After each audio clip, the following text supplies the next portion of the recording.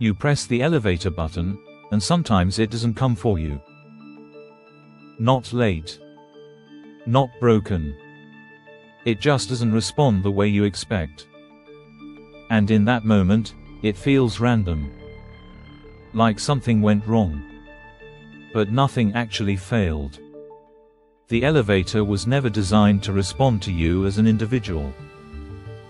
Most people assume elevators work in a simple order. First come, first served. You press the button, the elevator arrives, and it continues in sequence.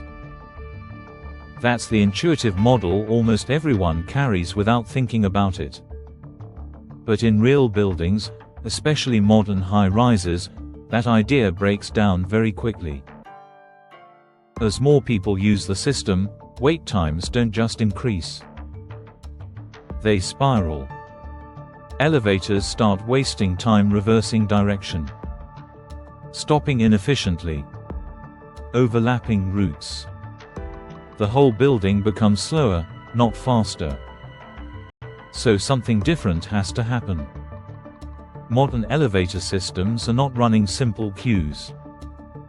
They are running continuous, real-time coordination across the entire building. Every elevator is being tracked constantly. Position, direction, load, and demand from every floor are all being evaluated at the same time.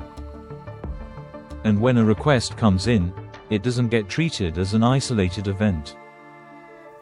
It gets compared against everything else happening in the system. The system is not asking who pressed the button first. It is asking what assignment reduces total waiting time for everyone in the building. Not fairness. Not order. Overall flow efficiency. That's the key shift most people miss. What feels like a simple request is actually being weighed against a live network of other requests. Inside many buildings, this is handled by what engineers call a dispatcher system. It is not a physical brain. It is software that is constantly assigning elevators to requests as conditions change. Every button press becomes data. Every floor request gets folded into a constantly updating calculation. And that calculation never really stops.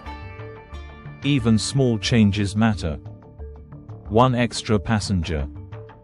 One full car. One shift in direction.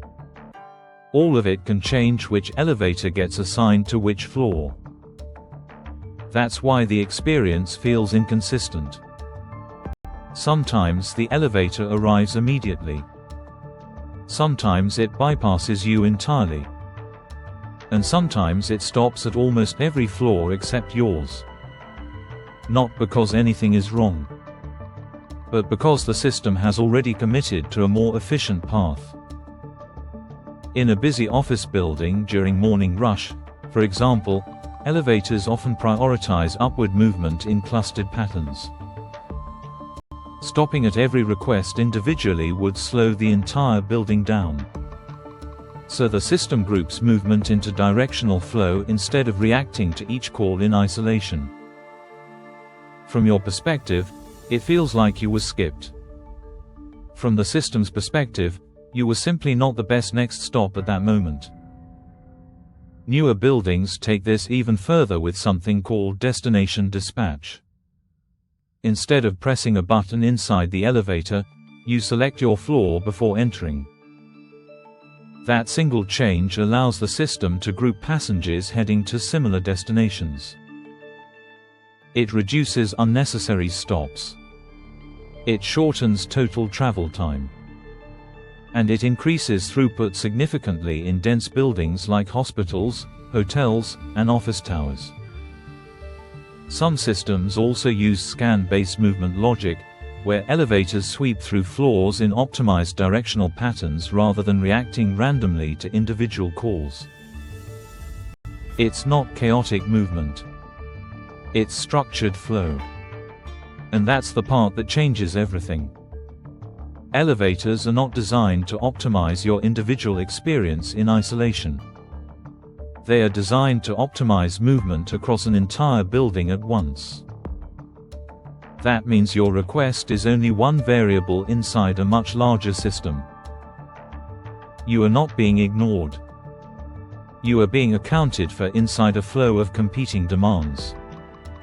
And sometimes, that means you are not the optimal next move. The same idea shows up everywhere once you notice it. Traffic lights don't optimize for one intersection. They coordinate movement across entire corridors. Ride-sharing apps don't just match the closest driver. They balance demand and positioning across entire cities. Delivery networks constantly reroute vehicles based on global congestion, not local convenience. Even digital platforms distribute attention, computing power, and recommendations across millions of inputs at the same time. The trade-off is always the same. You can optimize for individual fairness, or you can optimize for total system throughput. Elevators choose throughput because in dense environments like skyscrapers, maximizing total efficiency produces better outcomes overall, even if individual moments feel unfair. From your perspective, it feels unpredictable. From the system's perspective, it is consistent. It is calculated. It is constantly adjusting. The strange part is not that elevators sometimes skip you. The strange part is that we expect them not to. Because our intuition was built for simple one-to-one systems. But modern infrastructure is no longer simple. It is distributed, continuously updating, and constantly balancing competing demands in real time. And once you notice that, you start seeing it everywhere. The elevator doesn't serve individuals. It serves flow. And that is the reason it works. If you want to keep uncovering the invisible systems shaping how the world actually runs, subscribe to The Reason It Works.